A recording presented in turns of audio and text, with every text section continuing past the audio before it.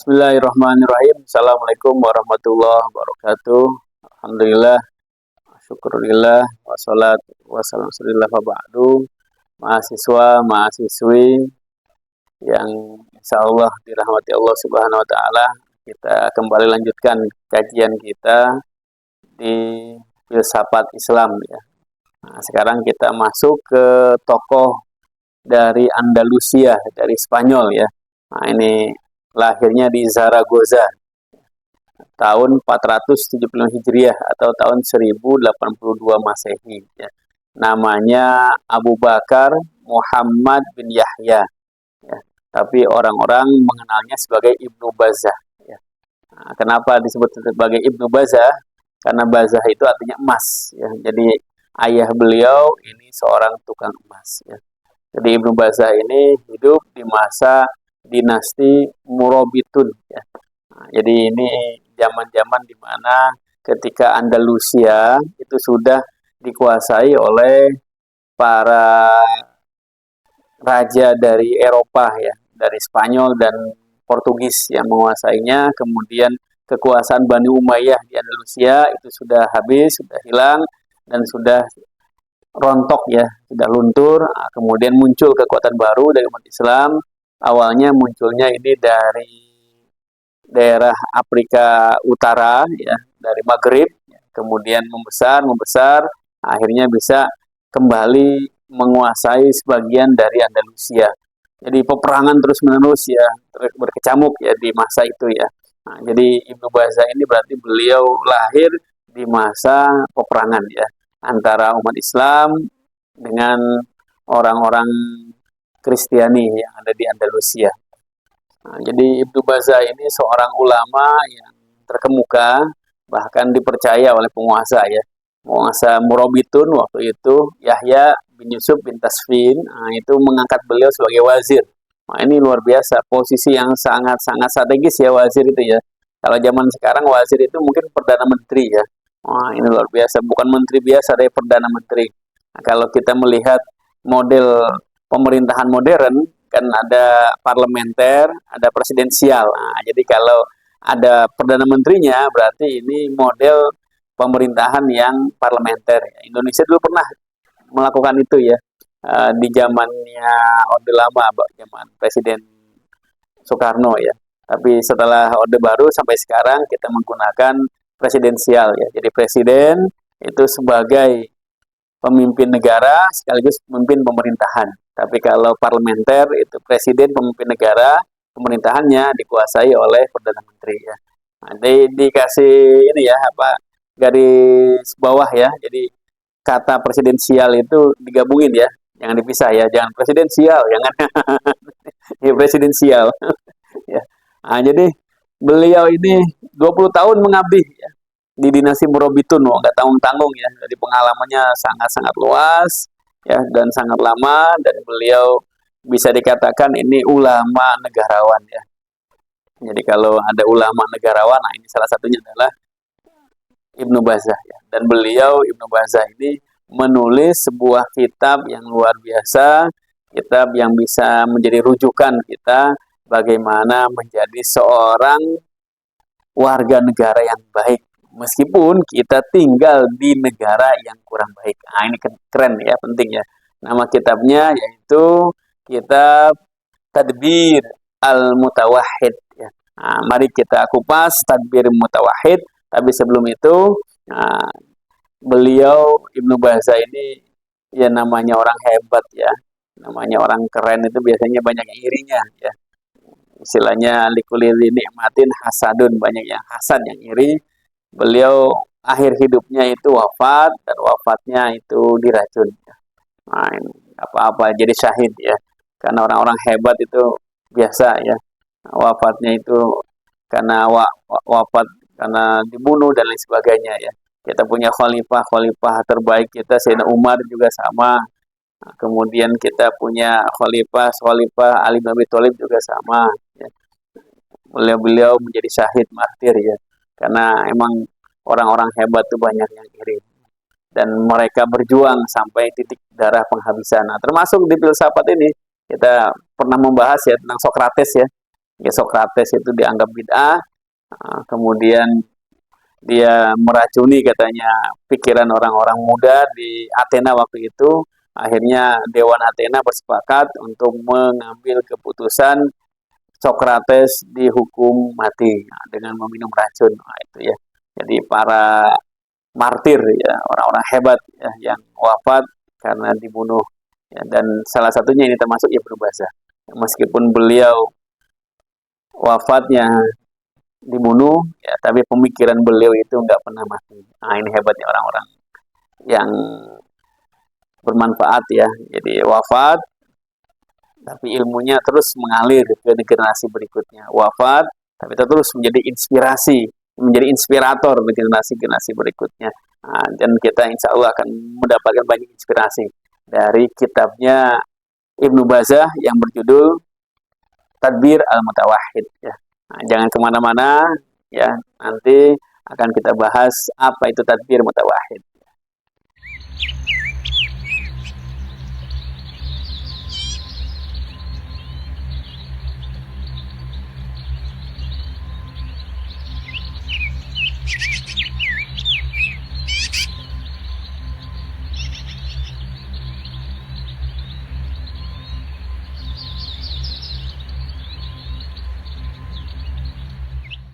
Nah, kembali lagi ya, kita ke inti dari pemikiran filsafatnya Ibnu Bazah melalui kitab beliau yang berjudul Tadbir Al-Mutawahhid. Nah, ini ada dua kata, yang pertama tadbir, yang kedua al-mutawahhid. Nah, kita kupas kata tadbir dulu ya. Jadi tadbir itu dari bahasa Arab, dabbaro, yudabbiru, tadbiron. Nah, ini yang dari pesantren, terutama pesantren modern, pasti pernah menjadi mudabbir. Nah, anak mudabbir kismul apa? Logo. Anak mudabbir kismul amni, anak mudabbir kismul taklim. Wah, itu banyak mudabbir-mudabbir. Ini mudabbir kismul apa? Kismul to'am. Ya, nah, jadi mudabbir itu kalau bahasa kitanya apa? Pengurus ya. Nah, mudabbir itu pengurus. Nah, kalau tadbir berarti apa? Pengurusan berarti ya. Nah, ya. Atau pengelolaan ya. Jadi kalau pengurus itu pengelola, berarti tadbir itu pengelolaannya ya. Nah, pengurusannya ya. Nah, kalau bahasa Inggrisnya apa? Manajer. Ah, ya.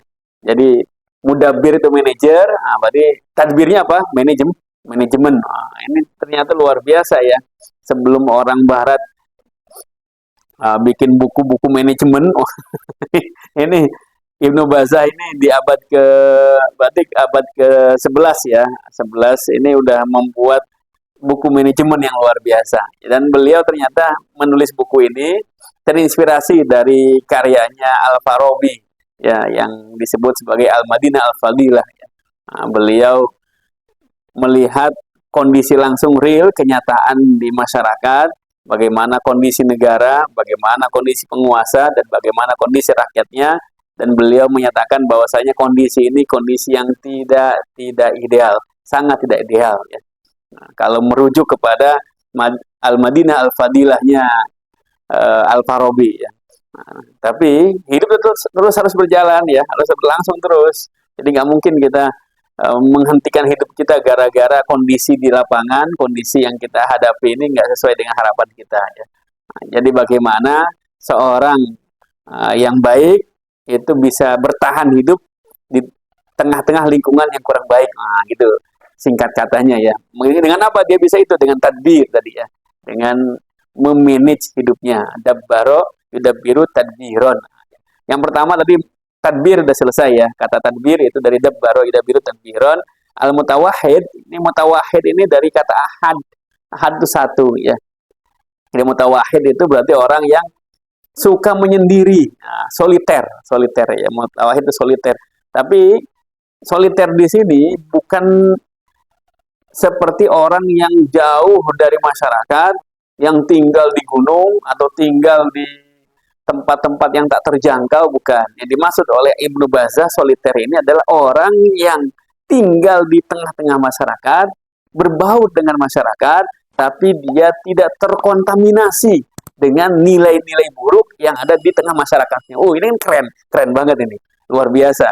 Kalau beliau mengistilahkan Ya, orang yang mutawahhid ini adalah orang yang dia bermain dekat dengan lumpur, ya. Tapi dia tidak terkena percikan lumpur. Bahkan dia berusaha untuk membersihkan lumpur tersebut. Wah, ini luar biasa ya. Keren sekeren-kerennya.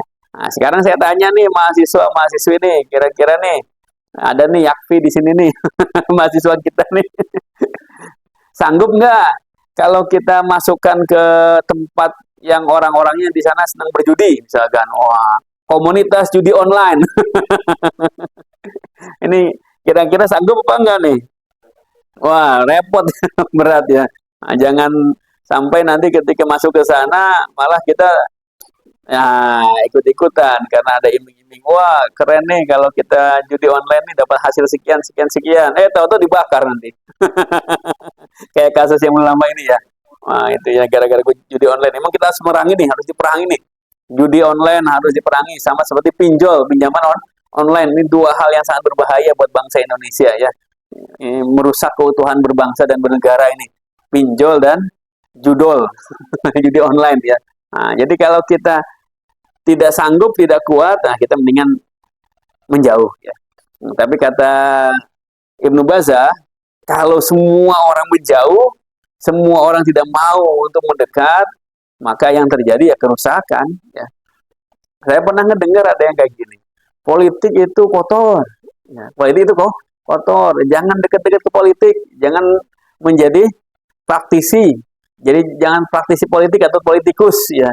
Kita mah kalau agamawan ya ngurus agama aja. Kalau cendekiawan ngurus ya di kampus saja, ilmuwan ngurus ilmunya saja gitu ya. Jangan terjun ke politik karena politik itu kok kotor. Nah, pertanyaannya kalau politik itu kotor, untuk orang-orang yang kotor, nanti siapa yang bersihinnya? Yang nggak bersih bersih ya kan. Nah, ini bagus, ini rujukan bagus nih Ibnu Baza ini ya. Jadi bagaimana seorang yang baik, ya dia berada di lingkungan yang kurang baik, tapi dia tidak terkontaminasi dengan keburukan lingkungannya, bahkan dia bisa merubah lingkungan tersebut. Wah, ini keren ya. Nah, ini yang kita bahas ya. Ya, jadi kayaknya penasaran ya. Gimana caranya kita bisa main dekat lumpur, tapi kita tidak terkena percikan lumpur. Bahkan kita bisa yang membersihkannya, yang membersihkan lumpur tersebut ya. Jadi sekarang kita ngelihat, wah anggota dewan nih banyak yang korupsi misalkan. Berarti kita nggak usah lah jadi anggota dewan. Ya enggak, kita masuk ke sana. Nah, tapi kita nggak korupsi. Wah, jangan sampai gini ketika jadi mahasiswa nih. Wah, perangi korupsi. Hidup rakyat, hidup mahasiswa. Tahu-tahu kalau jadi anggota dewan, mari korupsi. Nah, ini jangan ya, jangan kayak gitu ya. Namanya bukan tadbir ini ya, nggak bisa manage berarti ya. Nah, jadi kata Ibnu Baza, tadbir itu ada 4 ya. Nah, kita langsung ya. Teori tadbir itu ya. Tadbir itu ada 4 tingkatan tadbir. Yang paling utama, yang paling tinggi itu tadbir Tuhan. Ya. Nah, ini sifatnya absolut dan sempurna. Bahkan paling sempurna tadbir dari Allah Subhanahu wa taala. Ya. Nah, ini nih nggak bisa diganggu gugat ya. Kalau tadbir Allah itu nggak bisa. Allah yudabbirul amr minas sama ya. Luar biasa ya. Jadi di Al-Qur'an juga ada kata-kata ini yudabbir ya. Nah, mengurus ya atau memanage, Allah yang memanage ya. Ada hujan, ya ada panas ya kan. Ada apa?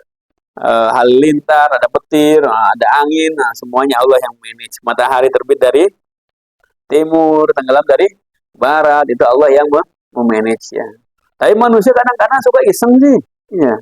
Suka mengkritisi manajemen Allah. Iya. Nah, ini kira-kira gimana manusia yang mengkritisi manajemen Allah? Ya, sekarang lagi panas nih. Oh, panas banget lah itu. Ini panas amat. ya, yang mengkritisi itu ya. Jadi ngeluh ya. Padahal udah yang terbaik, Allah ngasih yang terbaik ya. Giliran panas ngomong kepanasan. Giliran hujan kedinginan. Iya, ngeluh terus berarti. Wah, ini tadbir Allah yang absolut dan sempurna, yang paling sempurna sama manusia masih di ini ya, dikritisi ya.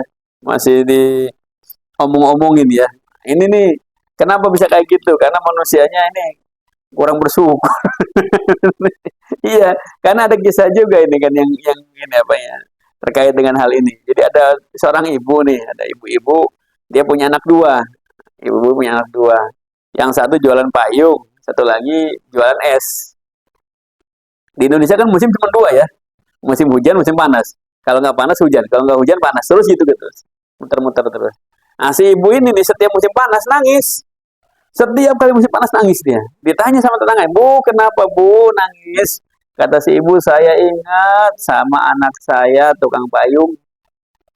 Ini nih, kalau musim kayak gini, payung nggak laku. Orang nggak ada yang beli payung. Kenapa? Karena bukan musim hujan. Oh, ibunya nangis. Giliran selesai musim panas, ketemu musim hujan, nangis lagi. Tetangganya bingung, Bu, kemarin musim panas nangis. Sekarang musim hujan kok nangis lagi sih? Kenapa, Bu? Saya ingat anak saya yang tukang es. Ini musim hujan, esnya pasti meleleh. Nggak ada yang mau beli-beli es. Nanti gimana dia ngasih makan ke anak istrinya? Ini si ibu ini. Ya sama seperti kita, gambaran kebanyakan manusia. Kita kadang-kadang melihat hal itu bukan dari sisi positifnya, tapi sisi negatifnya. Kira-kira gimana caranya biar ibu ini bahagia? Nggak nangis terus. Biar musim hujan dia tersenyum bahagia. Kemudian musim panas dia tersenyum bahagia. Gimana caranya? Hah? Ya tinggal dibalik aja. Ketika musim panas, ingat siapa? Anaknya yang jualan payung. Sorry, yang jualan es. Wah, itu kalau jualan payung nangis gitu ya. Nangis lagi ya. Kalau musim panas, ingat sama anak yang jualan es. Wah, kan seneng. Wah, musim panas nih. Anak saya yang jualan es pasti laku, laris esnya. Oh, pasti banyak duitnya. Alhamdulillah. Pas musim hujan, ingat sama siapa? Anak yang jualan payung. Wah, pasti nih banyak yang mau ngeborong payung. Kenapa? Karena musim hujan kan bahagia kan? Nggak usah dirubah. Tukang es nanti disuruh tukang jualan bakso. Enggak. Ya itulah manusia ya bersyukur ya. Nah, jadi Allah itu mudabbir ya. Allah yang mengatur, sang maha pengatur. Alam semesta ini diatur oleh Allah sedemikian rupa. Sangat-sangat sempurna dan sangat-sangat detail ya. Nah, coba nih sekarang nih. Ada orang nih, ini takbir Allah lagi. Ingin membuktikan bahwa takbir Allah itu maha sempurna dan absolut ya. Ada orang duduk di bawah pohon beringin. Kata dia, ini pohon gede nih. Daunnya lebat ini, tapi kenapa kok buahnya kecil? Beringin itu kecil buahnya. Iya. Kemudian dia ngelihat ke sampingnya, di samping itu ada kebun. Kebun apa? Kebun semangka. Dia ngelihat, ini di samping saya ini ada kebun semangka. Pohonnya kecil, merambat, tapi kenapa buahnya gede kata dia? Ini gimana yang bikin nih? Coba, saking keren. Yang bikin pohon kan Allah ya. Yang menciptakan pohon Allah, bukan manusia itu. Tahu-tahu ketika dia ngomong kayak gitu ada angin. Ya. Kemudian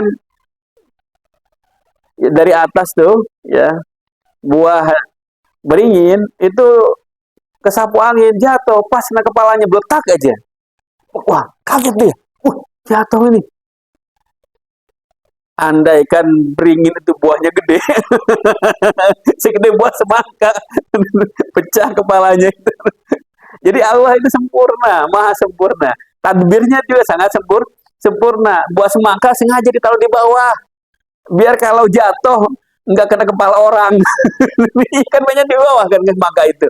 Di bawah tinggal ngambil aja kita, nggak repot ngambilnya. Coba kalau semangka buahnya di atas, waduh, udah repot, udah ngambilnya repot dan pasti banyak tuh orang tuh kejadian itu. Iya, kejatuhan buah semangka. Waduh, bisa 7 keliling tuh punya. Nah, itulah tadbir Allah yang maha sempurna. Jadi absolut ya.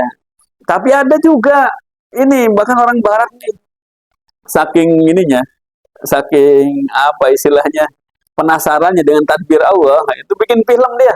Nah, saya pernah itu nonton itu filmnya Jim Carrey.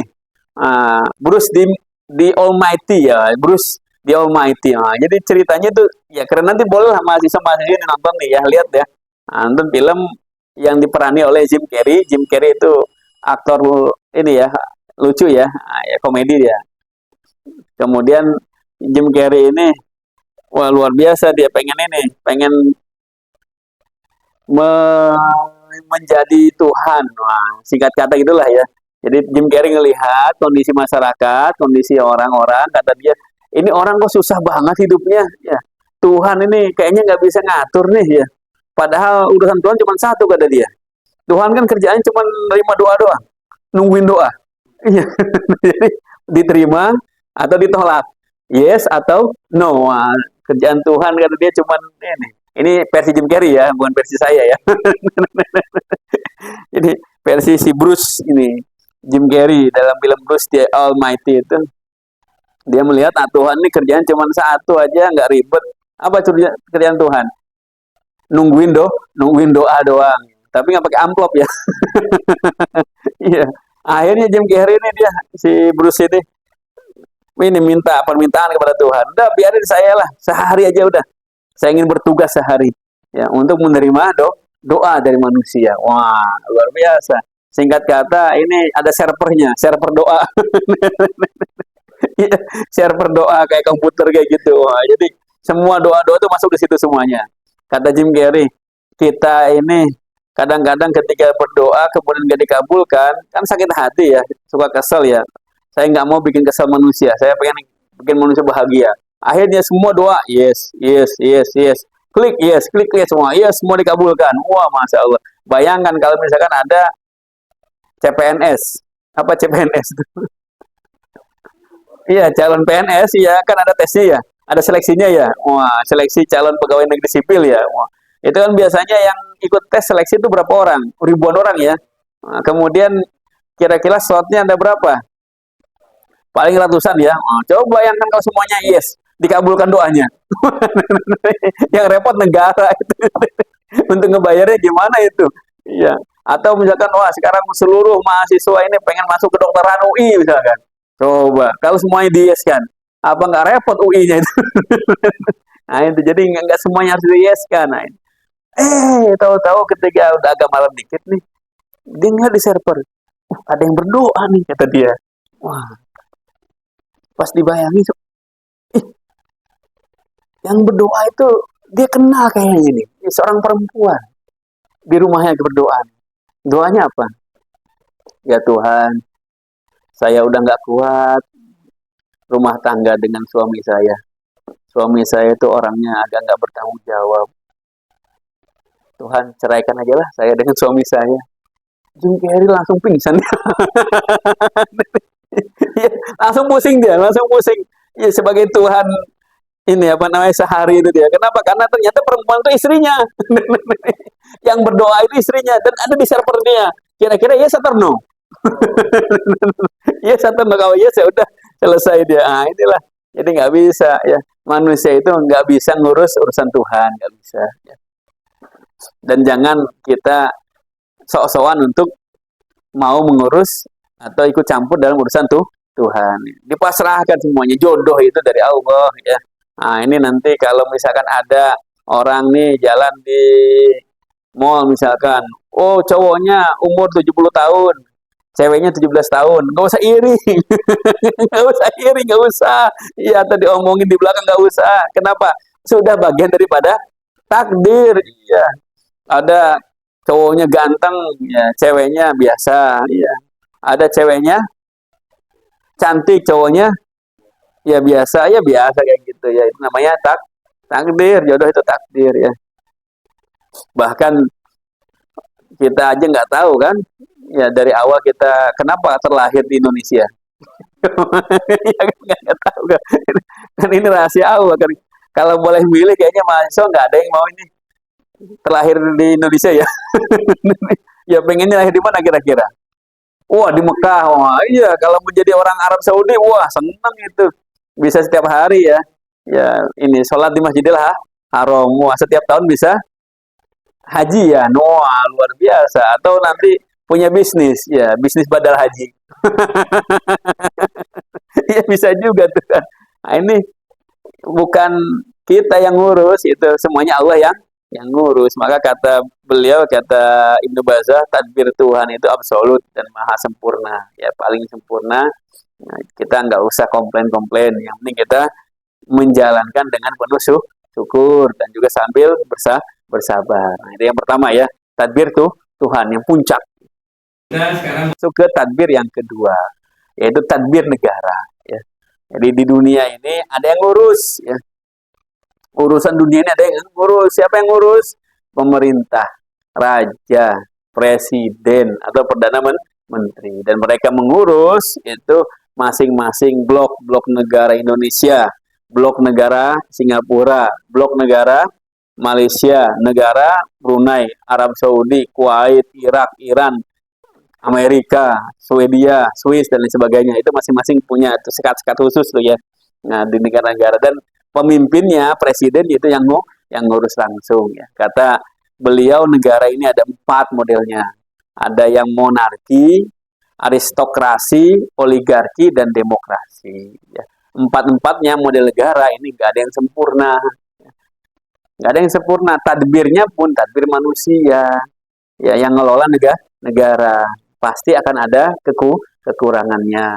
Monarki, ini kerajaan nih, ya, yang pemimpinnya itu nggak dipilih, ya, tapi pemimpinnya diturunkan dari bapak ke anak ke cucu, itu pun khusus, ya, hanya dari anak yang pertama doang, anak kedua nggak kebagian. Iya, ya, jadi di Inggris tuh monarki ya. Nah kemarin yang udah meninggal siapa? Ratu Elizabeth ya, meninggal. Wah, itu Pangeran Charles tuh nunggunya lama itu menjadi raja. Tapi alhamdulillah sekarang udah jadi raja.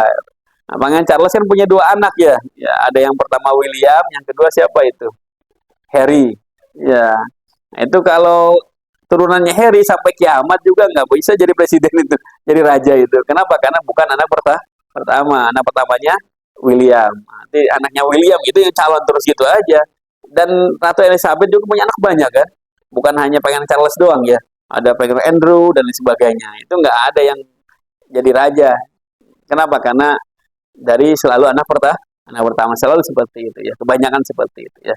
Nah itu namanya monarki. Kalau aristokrasi gimana? Oh ini kalau aristokrasi ini aristokrat ini bangsawan. Ya, jadi negara yang dipimpin oleh para bangsawan. Nah, di mana kira-kira di dunia ini ada? Ada Uni Emirat Arab. Wah, ya.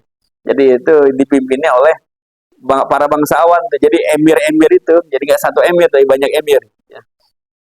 Makanya Uni Emirat Arab. Nah, jadi banyak emir, dia bersatu, bikin satu negara. Ya, nanti yang dipilih siapa nih yang menjadi emirnya? Sekarang ini emirnya siapa?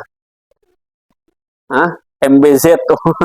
Muhammad bin Zaid. Nah, yang punya ini tuh, yang tolnya ada di mana? Ya di Bekasi itu. Iya nggak tahu. Bukan anak Bekasi ya. Iya itu. Tol MBZ. Ya. Kalau Arab Saudi itu berarti monarki ya. Karena satu keturunan ya. Sekarang yang jadi raja siapa? Raja Salman. Ya, anaknya siapa namanya? MBS. Nah, jadi ada 2 M nih, ada MBS, ada MBZ. Kalau di Arab Saudi MBS Muhammad bin Salman ya. Ya. Oligarki, ya ini oligarki. Oligarki ini berarti negara yang dipimpin oleh orang-orang yang punya modal. Ya, oligarki ini ya biasanya orang-orang yang banyak duitnya lah ya. Nah, singkatnya seperti itu. Jadi yang punya duit yang bisa menentukan siapa yang menjadi presiden. Kemudian biasanya presiden itu manut nih, nurut nih sama yang ngemodalin. Nah, Indonesia kira-kira masuk mana nih? Oligarki atau bukan? Oh, alam nggak tahu lah ya. Nah, yang pasti Indonesia ini adalah nomor 4 nih, demokrasi. Ya. Kenapa? Karena ada pemilunya dan langsung dipilih oleh rakyat. Demokrasi itu dari rakyat, oleh rakyat untuk rakyat. Ya.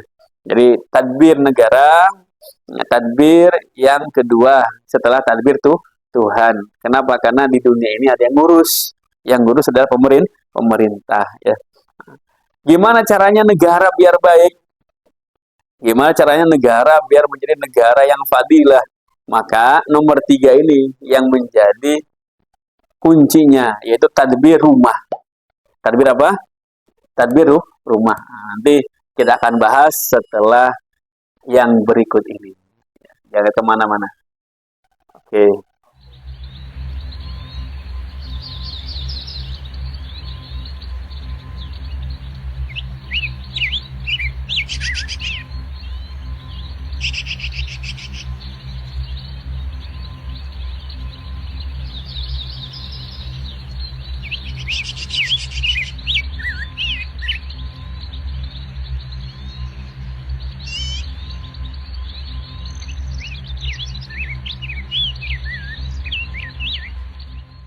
Yuk kita lanjut ya. Tadi tadbir Tuhan sudah, tadbir negara sudah. Nah, sekarang giliran yang ketiga, tadbir rumah. Nah, kata Ibnu Bajjah, tadbir rumah ini sangat-sangat penting, urgen untuk tadbir negara. Kenapa? Karena kebaikan negara itu bersumber dari kebaikan rumah. Ya. Kalau negara itu buruk, kemungkinan besar mayoritas rumah di dalam negara tersebut itu buruk. Kalau negara baik, kemungkinan besar mayoritas rumah dalam negara itu baik. Ya. Nah, jadi gimana caranya kita memperbaiki negara? Perbaiki dulu rumah. Nah, ini luar biasa ya. Ya, untuk memperbaiki negara, caranya gimana? Perbaiki rumah. Gimana negaranya mau bagus kalau rumahnya broken home plus broken house? Nah, ini repot ini. Ya kan, di kita ini banyak ini ya. Ya kadang-kadang ditanya nih anak nih, kenapa kamu narkoba? Karena broken house. Apa broken home? Ya ada dua nih, ada dua ya. Jadi broken home sama broken house. Bedanya apa broken house sama broken home? Kalau broken house, fisik rumahnya yang rusak, yang hancur, kebakaran, broken house. Ya, kemudian apa lagi? Ah, kebanjiran, broken house. Ya, kemudian apa lagi? Ya, ya kena longsor, broken house. Nah, itu broken house itu. Ya, jadi rumahnya yang rusak kalau broken house. Kalau broken home yang rusak hubungan rumah tangganya antara orang tua rusak. Ya. Jadi kalau mau milih nih kira-kira mahasiswa-mahasiswa ini, milih mana? Broken home atau broken house? Broken home. Ya broken home rumahnya bagus nggak bahagia hidupnya ya. Kalau broken house ya orang tuanya utuh tapi rumahnya hancur ya nggak bahagia juga ya. Jangan milih dua-duanya ya. Nah, jadi harus baiti jannati. Nah, sekarang gimana menciptakan baiti jannati ini rumah menjadi sorga ya buat orang tua, buat anak. Jadi masing-masing orang harus tahu perannya ya, harus tahu tugasnya ya. Nah, peran bapak sebagai apa? Nah ini ada anekdot nih, katanya di rumah ini ada tiga nih unsurnya nih. Ada bapak sebagai kepala rumah tangga, ya. Ibu sebagai apa kira-kira ibu ini? Kalau bapak kepala rumah tangga, ibu jadi apa kira-kira? Nah, ibu pengurus rumah tangga, pengelola rumah tangga, bukan pembantu rumah tangga ya. Pengurus atau pengelola rumah tangga. Kemudian anak, nah, menjadi apa kira-kira ini? Anak ya, pelengkap rumah tangga. Katanya bapak sebagai seorang kepala rumah tangga tugasnya nyari duit. Wah. Ibu sebagai tadi pengelola rumah tangga tugasnya apa?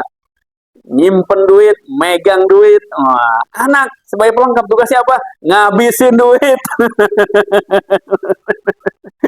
Pengen jajan terus. Ya. Nah, jadi peran bapak sebagai kepala rumah tangga tugasnya jelas nyari duit. Rumah tangga yang rusak biasanya dimulai dari ketidakmampuan bapak dalam nyari duit. Bisa dicek. Silahkan cek kemana-mana ketika seorang bapak sudah tidak mampu lagi mencari duit, maka urusan rumah tangga itu biasanya runyem gitu. Biasanya terjadi keretakan rumah tangga. Ibu ini kalau bapaknya nggak kerja pasti ya pasti marah terus, ya pasti ceramah terus ibu di rumah itu kalau bapak nggak kerja. Nah, bapak karena mungkin ego laki-laki dimarahin sama istri, akhirnya dia naik pitam, akhirnya nggak ini, nah jadi terjadi ya kisruh lah, terjadi ribut, nanti piring terbang, ya nanti ada sapu terbang dan lain sebagainya. Nah, jadi tugas utama bapak itu nyari duit. Bapak harus kerja.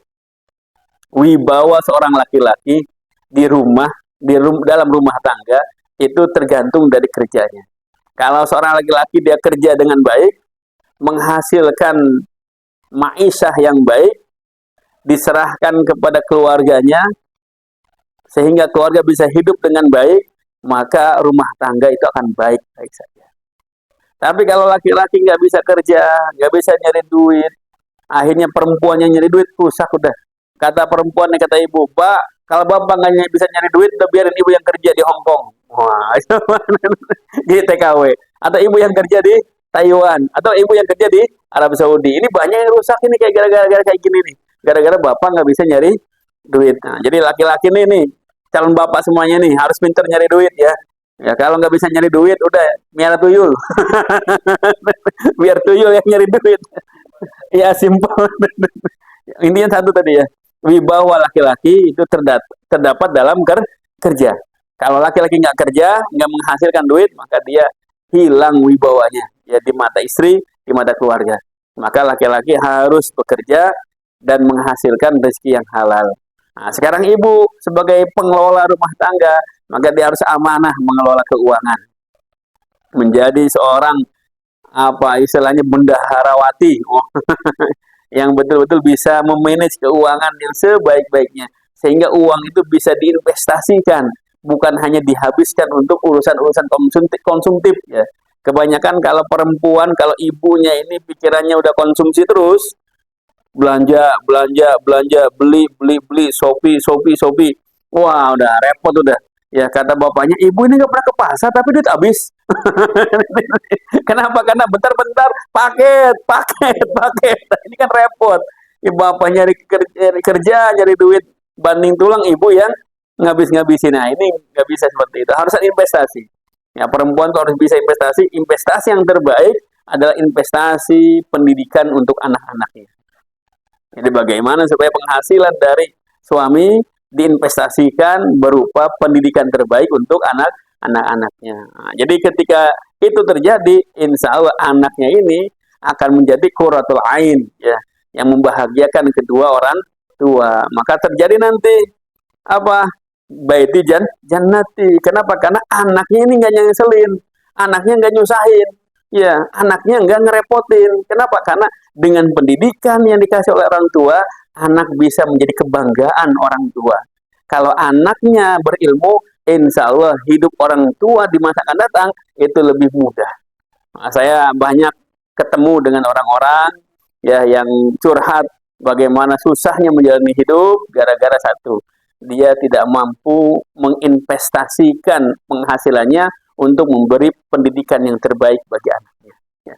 Dan tugas anak ya, sebagai tadi pelengkap kebahagiaan orang tua, anak harus betul-betul bisa menjadi qurratul ain tadi ya, yang menjadi kebanggaan, kebahagiaan kedua orang tua, harus berprestasi ya.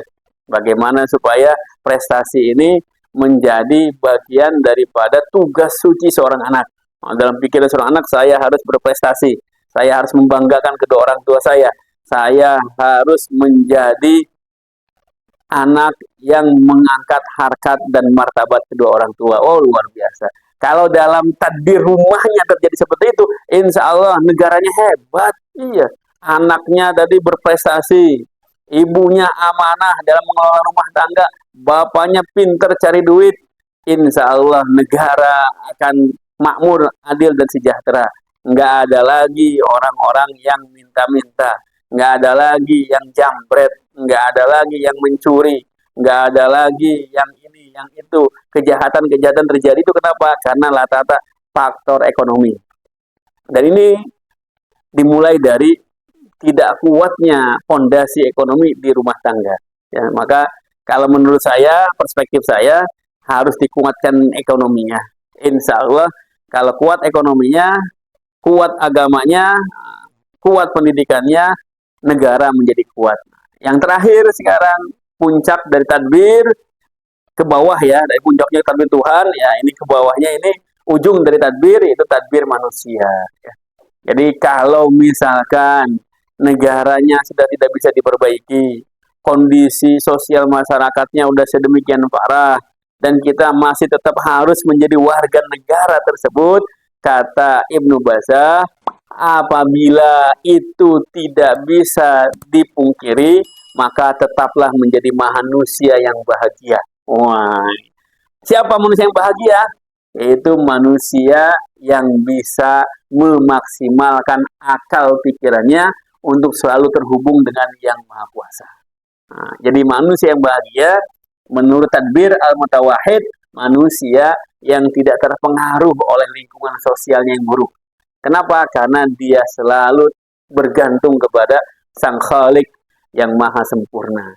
Sehingga ketidaksempurnaan dunia itu akan tertutupi oleh kesempurnaan akal dan nuraninya yang langsung terkoneksi dengan Allah Subhanahu wa taala. Inilah yang disebut sebagai tadbir al-mutawahhid, bagaimana seorang itu boleh bermain dekat lumpur tapi tidak boleh terkena lumpur. Bahkan dia harus berusaha untuk membersihkan lumpur. Nah, ini puncak daripada menjadi manusia yang mutawahhid, ya, manusia yang soliter, yang tidak terkontaminasi, bahkan bisa menjadi kontributor kebaikan di tengah masyarakatnya. Nah, ini urutan tadbir menurut Ibnu Bazah. Nah, kemudian beliau juga di akhir ini nih akan saya sampaikan, ya, bahwasanya pengetahuan menurut Ibnu Bazah itu tergantung dari orangnya, ya. Nah, jadi kalau orang yang mengetahui sesuatu, mendapatkan ilmu itu dari modal indera, dari melihat, mendengar, meraba, dan seterusnya, itu masih kelompok jumhur, ya, kelompok awam, orang-orang biasa. Dan pengetahuan yang didapat dari indera itu pengetahuan yang sifatnya masih spekulatif, ya, belum absolut, ya. Jadi kalau kita melihat sesuatu itu belum menjadi fakta yang sesungguhnya. Nah, kita pernah bahas kemarin ya di Muhammad Ghazali, ya, mata itu sering berbohong, ya. Nah, kita melihat bulan, bintang, matahari kayaknya kecil, ya, padahal masya Allah besarnya luar biasa, ya. Nah, itu bukti bahwasanya mata itu bisa berbohong. Demikian juga dengar, ya, kita ngedengar kesek, wah apa nih? Takut, kita langsung takut. Kenapa? Asumsinya, waduh, ini suara apa nih? Tahu-tahu kucing, nah, ya, dan lain sebagainya, ya. Jadi kita nggak bisa berfokus pada pengetahuan yang hanya berasal dari panca indera. Kalau kita berfokus pada itu, maka kita levelnya masih jumhur, level awam, kelompok orang-orang biasa. Nah, kalau mau naik levelnya sedikit, menjadi orang-orang yang khawas, ya, para cendekiawan. Cendekiawan itu siapa? Menurut Ibnu Bazah, para cendekiawan mereka yang mendapatkan ilmu pengetahuan dari hasil olah pikir. Ya, mereka berpikir, mereka merenung, mereka menghasilkan pengetahuan, dan pengetahuan ini setingkat lebih tinggi daripada pengetahuan yang didapat dari panca indera, ya. Jadi ketika dia melihat kuda, orang yang berpikir nih, ketika dia melihat kuda, dia bukan hanya melihat ada kuda di sana sebagai sebuah hewan, ya. Tapi ketika dia melihat kuda, dia langsung berpikir, wah ini nih bisa nih kita jadikan delman. Nah, untuk apa? Untuk membawa barang-barang. Nah, ini udah masuk nih ke level yang lebih tinggi daripada panca indera. Kalau panca indera melihat kuda hanya sebagai seekor hewan. Tapi kalau udah naik, ya, dalam otak pikiran menjadi manusia khawas, orang-orang cendekiawan, maka dia melihat fungsi kuda ini untuk apa kira-kira? Oh, bisa untuk tadi membawa barang atau beban yang bisa membantu kerjaan manusia. Jadi manusia itu kerjaannya bisa dibantu dengan kuda. Ya kalau Yakfi disuruh ngangkut 5 ton, apa jeret, gepeng langsung. Iya, akhirnya bisa pakai kuda, pakai gerobak. Dan ini inspirasi dari kuda dan gerobak akhirnya menjadi mobil. Ya, adanya mobil itu dari mana kira-kira? Kalau bukan dari, ya, gerobak kuda itu, ya. Nah, dulu kan gerobak kuda, akhirnya sekarang menjadi mobil truk tuh. Nah, itu, ya. Dulu cikar, dokar, segala macam, ya. Ini sekarang menjadi mobil-mobil, ya. Itu inspirasi didapat dari olah pikir. Ini manusia yang kelompok ini adalah manusia cendekiawan. Masih ada kelompok yang lebih tinggi. Nah, ini kelompok yang khusus namanya kelompok manusia bahagia. Nah, siapa dia? Para filosof yang mampu menyingkap cahaya yang datang dari wujud. Nah, jadi dia melihat yang tak terlihat. Ya. Jadi selalu terkoneksi dengan Sang Maha. Kalau istilah di sini nih langsung ketemu dengan akal aktif. Wah, ya. Jadi malaikat langsung malaikat. Jadi ketemu dengan malaikat inspirator langsung malaikat. Kalau udah berhubungan dengan malaikat berarti langsung berhubungan dengan Allah Subhanahu wa taala ya. Ini manusia-manusia yang spesial ini, manusia yang selalu bisa mengambil hikmah ya. Nah, selalu ada hikmahnya. Ini ada cerita yang luar biasa ya, seorang petani nih. Ini hikmah nih kayak gini nih. Suatu hari petani kehilangan kuda. Nah, kita ngobrol kuda aja ya, jadi biar kuda semuanya nyambung. Ya. Suatu hari ke petani ini, dia punya kuda, kudanya hilang. Kata tangganya, kasihan ya, kena musibah. Kata petani gimana? Bisa musibah, bisa berkah. Bingung nih, yang tetangganya ini, kenapa kok bisa musibah bisa berkah? Dia diam aja petaninya. Setelah beberapa hari, ya tahu-tahu kuda yang hilang itu datang balik lagi, membawa beberapa ekor kuda liar. Wah, yang tadinya satu sekarang menjadi 5. Coba, masya Allah. Apakah senang nih petani? Jadi senang petani. Wah, alhamdulillah. Ternyata benar kan? Ini bukan musibah tapi berkah. Ditanya lagi sama ininya, sama tetangganya. Oh hebat ya. Ini keberkahan ya. Kata petani, bisa berkah, bisa musibah. Loh, kok bisa kayak gitu sih? Beberapa hari kemudian namanya kuda liar ya. Kan harus ditaklukkan biar bisa digunakan, bisa ditunggangi. Anaknya petani laki-laki nih, bujangan nih. Dia berusaha untuk menaklukkan kuda liar tadi. Berusaha nih ditaklukkan. Tahu-tahu ketika proses itu dia jatuh. Kakinya patah. Kata tetangganya, wah musibah. Petani ngejawab lagi dia, bisa musibah, bisa berkah. Selang beberapa minggu ada pengumuman. Semua anak-anak muda di negara ini, di daerah ini harus ikut wajib militer untuk persiapan perang dengan negara lain, membela bangsa dan negara, wajib militer. Akhirnya utusan dari raja itu datang nyari anak-anak muda, direkrut semuanya, kecuali anak petani. Ya kenapa? Pincang, kakinya patah, nggak mungkin bisa menjadi tentara. Berkah apa musibah? Itulah. Ya, jadi kita harus selalu melihat hikmah ya. Jadi ketika kita senang, ya jangan terlalu senang ya. Bisa jadi dalam kesenangan nanti ada duka ya, ada kesedihan. Ketika kita sedih ya jangan terlalu berduka.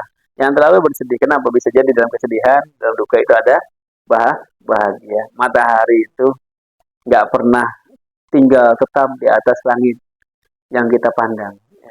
Kadang matahari itu ada, kadang tiada. Ketika matahari menghilang, bukan berarti dia tiada. Tapi dia menunggu waktunya untuk kembali. Siang malam berganti, suka duka pun demikian.